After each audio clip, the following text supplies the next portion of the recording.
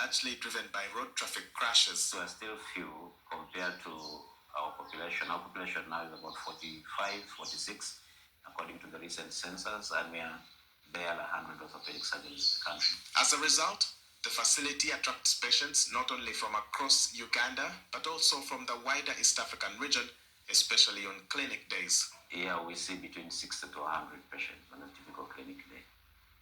Yeah, because we start quite early, and we have 4 orthopedic surgeons in this hospital, and then we have 2 medical officers. So we see about 4 patients at every one time that we call. Dr. Ekure says delayed access to proper care, often due to reliance on traditional bone setters, remains a major barrier to recovery for many patients, frequently resulting in complications and long-term disability. Traditional beliefs are an impediment to the treatment. We have to work on mindset change. Let them not look at the modern medicine as just some tool for money making. It is about service. But the service will not come cheap, because what we need to use has to be paid for. We cannot depend on one source for everything. We cannot depend on government or blame government for everything. We have to participate and be proactive as human beings and citizens of our country. And that's how we can only get these things to move forward. He adds that poorly managed trauma has far-reaching consequences affecting livelihoods, productivity, and overall quality of life. We can't do alone as surgeons. We work with teams. We work as a team. That includes physiotherapists and other rehabilitation experts. We also have, of course, people who deal with other social issues, the psychologists and the sociologists, because trauma is much more complex than just breaking a bone. And there are many things involved there. Families can break, communities can get affected, so many things happen.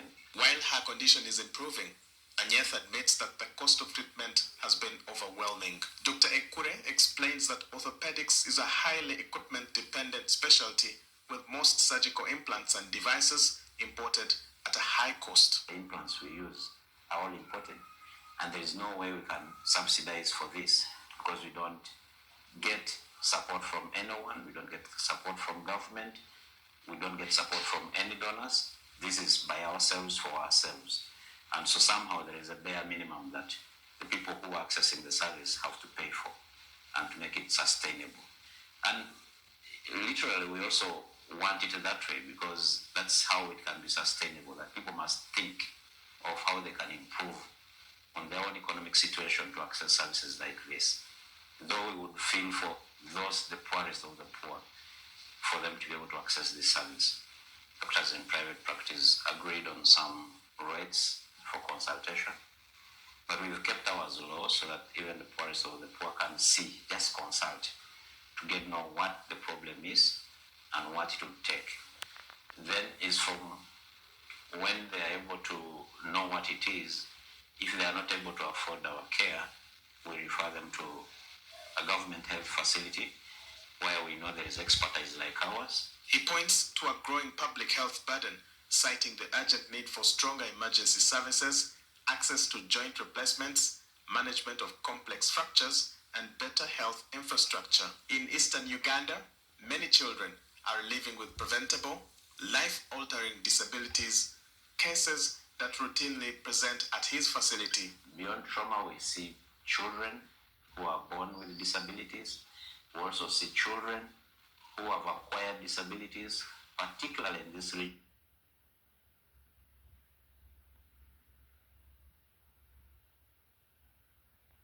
Have damaged children's nerves, have also caused what we call gluteal fibrosis.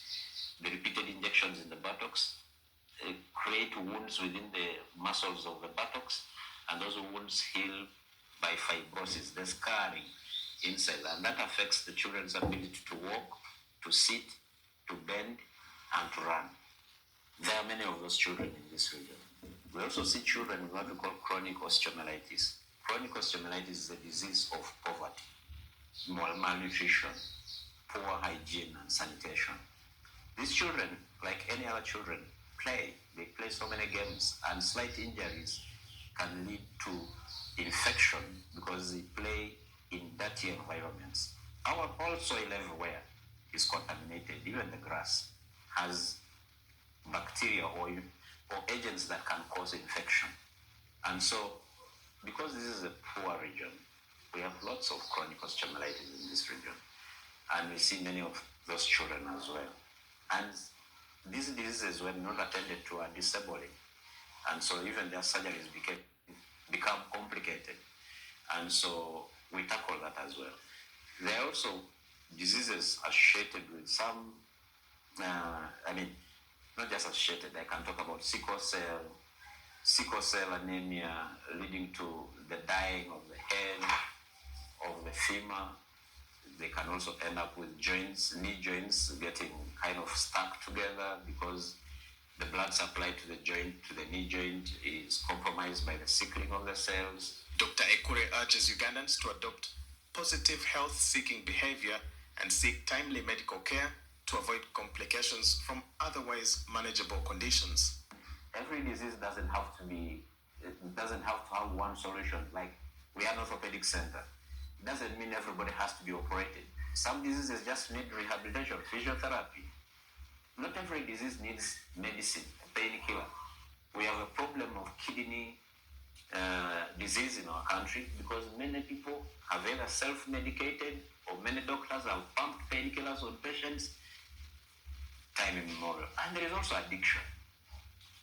People look for, I hear, strong painkillers. And they've gone on getting medicines like Tramadol. It's addictive. Pethidine is addictive. It's like any other narcotics that you'd find on the streets. These are problems that are destroying many people because when they get pain, they think the solution is to get a painkiller. Pain is only a symptom. You must find out why the pain has come. And many patients also tend to come late.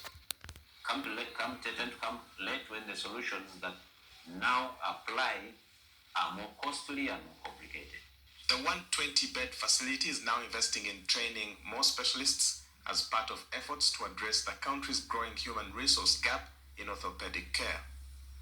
Walter Mwesije, NTV.